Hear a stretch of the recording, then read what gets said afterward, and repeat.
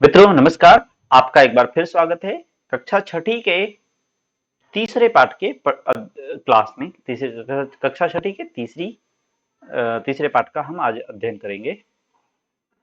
तो देखते हैं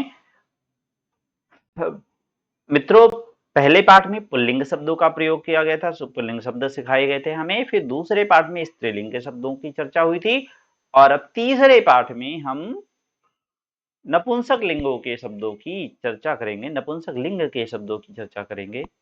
तो पहले कुछ नपुंसक लिंग के शब्द आए हुए उन शब्दों को देख लेते हैं, फिर हम आगे बढ़ते हैं। ये तो सर्वनाम है, जैसे उसमें आया था, पुल्लिंग में आया था सह, एषः, एषः, सह। और स्त्रीलिंग में आया था एषा, सा। इसी तरह नपुंसक लिंग में है एतत्, तत्। तो ये हर वचन में, हर लिंग में बदल जाता है, इसका ध्यान रखें, और वचनों में भी परिवर्तित हो जाता है। अभी फिलहाल हम कुछ नपुंसक लिंग के शब्द जो आए हैं उनकी चर्चा करेंगे। तो यहाँ पर एक है शब्द खनित्रम। क्या है? खनित्रम। खनित्रम अर्थात ये कुदाल जो इस महिला मजदूर कृषक, महिला कृषक के हाथ में है, इसको बोलते हैं खनित्रम, खोदने वाला शस्त्र। फिर अगला एक और नपुंसक लिंग का शब्द है, वो है विश्राम गृहम। विश्राम गृहम। फिर उसके बाद एक और शब्द है, यहाँ पर देखिए, विश्राम गृहम, ये हो गया नपुंसक लिंग का शब्द। खनित्रम हो गया नपुंसक लिंग का शब्द। एक सेकंड, हाईलाइट नहीं हुआ। opacity 0 है। Okay, and this is 0। ये खनित्रम हो गया स्त्री नपुंसक लिंग का शब्द। विश्राम गृहम हो गया नपुंसक लिंग का शब्द। और यहाँ पर है भित्तिकम, यह नपुंसक लिंग का शब्द हो गया। ये सर्वनाम है, इसकी चर्चा अभी हम बाद में करेंगे अलग से। फिर उसके बाद यहाँ पर देखेंगे, ये तो हो गया एक वचन के शब्द। एक वचन में इनको खनित्रम बोलेंगे, विश्राम गृहम बोलेंगे, भित्तिकम बोलेंगे, पुस्तकम बोलेंगे, बसयानम बोलेंगे, धनम बोलेंगे, हस्तम बोलेंगे, गृहम बोलेंगे, ग्रहम बोलेंगे। तो एक व्यजनम बोलेंगे, वातायनम बोलेंगे, द्वारम बोलेंगे, जलम बोलेंगे, पत्रम बोलेंगे, पत्रम बोलेंगे, क्षेत्रम बोलेंगे। इस तरह से एक वचन में हम इस प्रकार बोलते हैं। द्विवचन में कैसे बोलेंगे? द्विवचन के लिए भी दो पैराग्राफ है, उनमें भी कुछ शब्द आए, उनकी चर्चा करते हैं। तो द्विवचन में बोलेंगे अंगुलीयके, पुस्तक को बोलेंगे पुस्तके, हाथ को बोलेंगे हस्ते, दो हो जाएंगे हाथ तब, हस्ते। तो अंगुलीयकम कहते हैं अंगूठी को, और ये दो अंगूठियां होंगी तो हम बोलेंगे अंगुलीयके। ठीक है। और इसी तरह बस यान है, बस यान अर्थात बस रूपी वाहन, बस, बस को बस यान बोलते हैं संस्कृत में। तो बस यानी अर्थात दो बसें, दो बसेस। तो ये हो गया नपुंसक लिंग का दो शब्द हो गए, ये द्विवचन के शब्द हो गए। अब हम इसके बहुवचन के शब्दों को देखते हैं। अच्छा, एक वचन में अंगुलीयकों को क्या बोलेंगे फिर? जैसे पहले पैराग्राफ में बताया गया अंगुलीयकम। बसयान को क्या बोलेंगे एक वचन में? बसयानम। तो मेरे साथ दोहराइए, पुष्पम एक शब्द होता है, फूल को संस्कृत में पुष्पम कहते हैं, उसको एक वचन, द्विवचन, बहुवचन में क्या बोलेंगे? पुष्पम, पुष्पे, पुष्पाणि। ठीक है, बोलिए एक बार, पुष्पम, पुष्पे, पुष्पाणि। अब इसी तरह खनित्रम को भी एक वचन, द्विवचन, बहुवचन में बोलिए, क्या बोलेंगे? खनित्रम, खनित्रे, खनित्राणि। भित्तिकम, भित्तिके, भित्तिकानि। विश्राम गृहम, विश्राम गृहे, विश्राम गृहाणि। ऐसे बोलेंगे। चलिए अब हम पहले बहुवचन के एक दो शब्द जो दे रखे होंगे उनको देख लेते हैं। कर वस्त्राणि, जलानि, पत्राणि, धनानि, पुस्तकानि, वस्त्राणि। ये बोलते हैं हम नपुंसक लिंग के शब्द हो गए। द्वार, दरवाजे को द्वाराणि बोलेंगे। ठीक है। और एक शब्द आया हुआ है, यह है कदली फलानी। केले को कदली फलम बोलते हैं एक वचन में, बहुवचन में कदली फलानी। ठीक है, तो ये हो गए नपुंसक लिंग के शब्द। और अब बताइए कदली फलल एक वचन में क्या बोलेंगे? बोलेंगे कदली फलम, द्विवचन में कदली फले, बहुवचन में कदली फलानी। करवस्त्र अर्थात रुमाल, कर मतलब होता है हाथ, वस्त्र मतलब होता है कपड़ा, तो हाथ का कपड़ा जो होता है उसे करवस्त्र बोलते हैं। करवस्त्राणी बहुवचन में, एक वचन में करवस्त्रम, द्विवचन में करवस्त्रे। तो अब हम इसको पढ़ते हैं, इस पाठ को। सबसे पहले एक बार रीडिंग कर लेते हैं, रीडिंग के बाद इसके अर्थ को समझेंगे।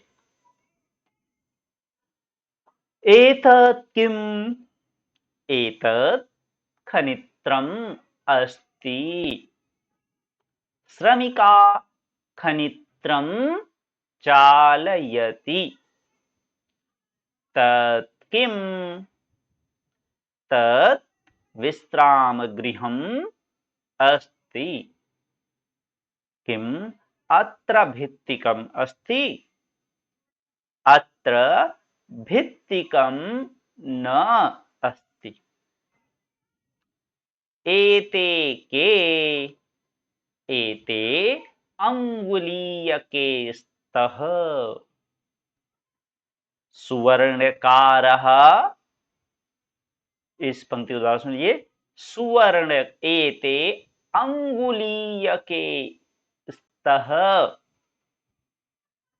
सुवर्णकारः अंगुलीयके रचयति, सुवर्णकारः अंगुलीयके रचयति,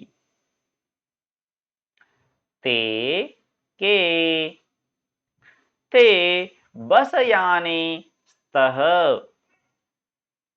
ते बसयाने कुत्र गच्छतः, ते रेलस्थानकं गच्छतः, एतानि कानि, एतानि करवस्त्राणि सन्ति, किम एतानि पुराणानि,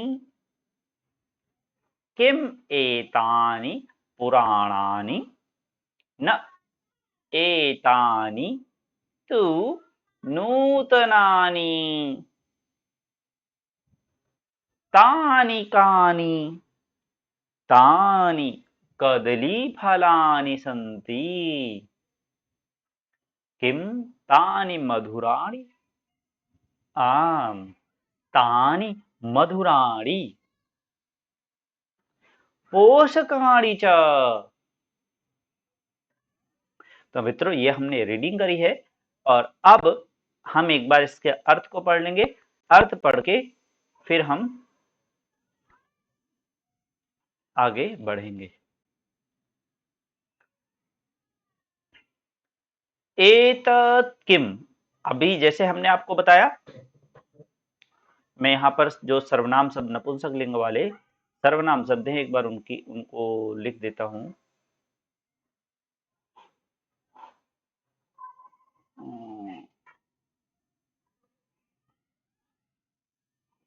ये इस पार्ट में जो आएंगे, तो क्या क्या आए हुए हैं? एक वचन के पहले दो आए हुए हैं, पास वाले और दूर वाले, तो वो है एतत्,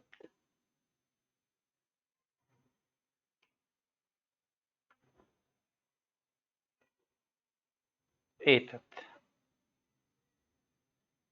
एतत्, ठीक है। और फिर दूर वाला आया हुआ है, वो क्या होगा?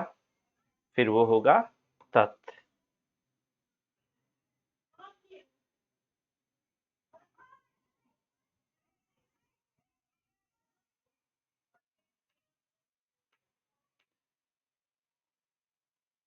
एक मिनट,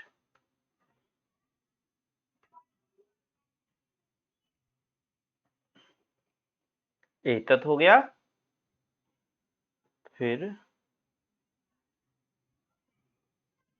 द्विवचन में इसका एक वचन में दूर के लिए, पास के लिए एतत् बोलेंगे और दूर के लिए बोलेंगे तत्। फिर हम आते हैं अ, इसी का इसके साथ ही फिर है द्विवचन में क्या बोलेंगे, तो द्विवचन में बोलेंगे एते, पास के लिए। और दूर के लिए क्या बोलेंगे, यहाँ पे मैं कॉमा लगा देता हूं, यहाँ पे स्लैश लगा देते हैं। और दूर के लिए फिर क्या बोलेंगे, स्लैश लगा के हम बोलते हैं ते। दूर के लिए बोलेंगे ते, पास के लिए सिर्फ ए लग जाता है उसमें, ते। फिर इसके बाद क्या बोलेंगे, फिर बहुत सारे हैं, दूर हैं, तो पास में है, तो उसके लिए हम बोलेंगे एतानी।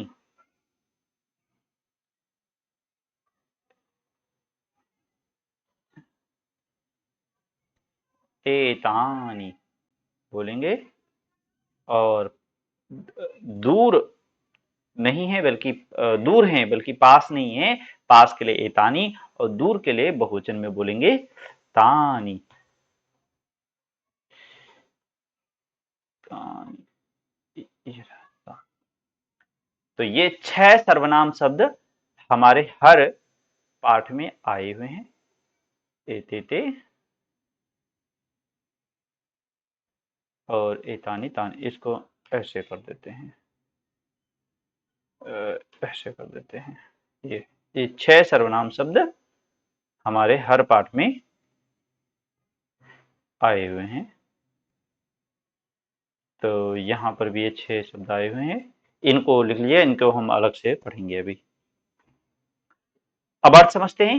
एतत् किम, इन सब का अर्थ है यह वह, ये दोनों वह दोनों, यह दोनों वह दोनों, यह सब वह सब, ये नपुंसक लिंग के के लिए प्रयोग हुए हैं। एतत्, अच्छा, ये लिंग का अगर ज्ञान नहीं है तो लिंग वचन बताने के लिए लिंग वचन और पुरुष, ये 3 चीजें बहुत महत्वपूर्ण है। पहले पाठ में ही इनकी चर्चा आई थी, उनको मैंने एक अलग से वीडियो में भी बताया हुआ, आप उनको अवश्य देख लीजिए अगर आपको इसकी जानकारी नहीं है तो। एतत् किम, यह क्या है, एतत् खनित्रमस्ति, यह कुदाल है, बताया था ना, खनित्रम अर्थात कुदाल, एतत् खनित्रमस्ति, यह कुदाल है। श्रमिका खनित्रम चालयति, और यहाँ पर श्रमिका, बच्चों जो श्रमिक होगा यानी मजदूर होगा उसे हम श्रमिकः बोलेंगे, और जो स्त्री है तो श्रमिका बोलेंगे। जैसे अध्यापकः अध्यापिका ऐसे बोल देते हैं ना, शिक्षकः शिक्षिका बोल देते हैं, तो उसी तरह प्रधानाचार्य और प्रधानाचार्या बोलते हैं ना आप, तो उसी तरह थोड़ा सा आ की मात्रा लगा दिया जाता है तो वो स्त्रीलिंग हो जाता है कुछ शब्दों में। खनित्रम, श्रमिका खनित्रम चालेती, श्रमिका कुदाल चला रही है, ये हम देख रहे हैं। फिर आते हैं तत्किम, वह क्या है, तो तत् विश्राम गृहम अस्ति, वह विश्राम घर है, ये पास में स्थित थी, एतत् लगाया। यह दूर स्थित है तो तत् लगाया। तत् विश्राम गृहम अस्ति, वह विश्राम घर है। किम अत्र भित्तिकम, भित्तिकम दीवार को कहते हैं, क्या यहाँ पर दीवार है, अत्र भित्तिकम न अस्ति, यहाँ पर दीवार नहीं है। फिर आते हैं एते और ते पर, तो एते द्विवचन की बात आ गई, एते के ये दोनों क्या हैं, एते अंगुलीय के स्तः, ये दोनों अंगूठियां हैं, एक इसके हाथ में और एक यहाँ रखी हुई है। एते अंगुलीय के स्तः, ये दोनों अंगूठियां हैं। सुवर्णकारः अंगुलीय के रचयति, सुवर्णकार अर्थात सोनार अंगूठियां बना रहा है, रचयति अर्थात बनाना, रचना करना। फिर है ते के, वे दोनों कौन हैं, वे दोनों क्या हैं, तो ते बसयाने स्तः, वे दोनों बसयान हैं, वे दोनों बस हैं। ते बसयाने कुत्र गच्छतः, वे दोनों बसें कहाँ जा रही हैं? तो अब देखिए ना, रेलवे स्टेशन लिखा है, तो ते अर्थात वे दोनों बस यानी बसेस कहाँ जा रही हैं? रेल स्थानकम गच्छतः, रेलवे स्टेशन जा रहे हैं, रेल स्थानक जा रहे हैं। संस्कृत में रेलवे स्टेशन को रेल स्थानक हम बोलेंगे। फिर आ जाते हैं बहुवचन की तरफ। दो से अधिक के लिए बहुवचन शब्दों का प्रयोग किया जाता है। एतानि कानि, यह सब क्या है? पास में स्थित है, ए लगा है तो अर्थात पास के लिए। एतानि कानि, यह सब क्या हैं? एतानि कर वस्त्राणि सन्ति, यह सब कपड़े हैं। सॉरी, यह सब रुमाल है, हाथ के कपड़े ना, ये सब कर वस्त्र हैं। किम एतानि पुराणानि, क्या ये पुराने हैं? क्या ये पुराने कपड़े हैं रुमाल के, या पुराने कर वस्त्र हैं? न, पुराणानि अर्थात पुराने, और नूतनानि अर्थात नए। नूतन नए को बोलते हैं, पुराण पुराने को बोलते हैं, पुराण ऐसे बोलते हैं। तो पुराणानि, क्या ये पुराने हैं? न एतानि नूतनानि, ये सब नए हैं। फिर बच्चों हम अगले पैराग्राफ पे आते हैं। तानि कानि, अब दूर स्थित नपुंसक लिंग के बहुत सारे शब्दों के लिए, बहुत सारे वस्तु व्यक्ति स्थान के लिए हम प्रयोग कर रहे हैं। तानि कानि, वे सब क्या हैं? तानि कदली फलानि सन्ति, वे सब केले के फल हैं, अर्थात केले हैं। किम तानि मधुराणि, क्या वे सब मीठे हैं? आम, हाँ वो सब मीठे हैं, पीले दिख रहे हैं तो मीठे भी होंगे। वो तानि मधुराणि सन्ति, हाँ वो मधुर हैं। तानि मधुराणि, मधुर अर्थात मीठा, वो तानि मधुराणि वो मधुर है। और पोषकाणि च, और पोषक भी हैं, अर्थात वो बहुत ज्यादा हमें पोषण देते हैं। पोषक हम जो विटामिन और प्रोटीन में रिच होते हैं, उनको हम पोषक कहते हैं। तो वो सब पोषक हैं। पोषकाणी च, वो पोषक भी हैं। चा का अर्थ होता है और, वो सब पोषक भी हैं, वो मधुर और पोषक हैं। तो बच्चों हमने इस पार्ट के भी सभी शब्दों का अर्थ देख लिया है। आप एक बार इन शब्दार्थों को भी देख लीजिएगा, और उसके बाद जैसे आपने पहले दोनों पाठों में बताया था, उसी प्रकार इसमें भी आप इसको कर सकते हैं।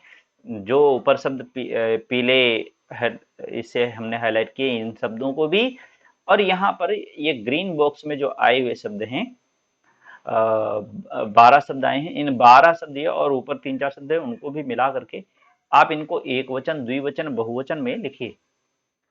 मैं बता देता हूँ एक बार। फलम का क्या होगा? फलम फले फलानी, गृहम गृहे गृहाणि, पात्रम पात्रे पात्राणि। जैसे नूतनम नूतने नूतनानि, पुराणम पुराणे पुराणानि, करवस्त्रम करवस्त्रे करवस्त्राणि, कदली फलम कदली फलाम फले कदली फलानि, और अंगुलीयकम अंगुलीयके अंगुलीयकानि,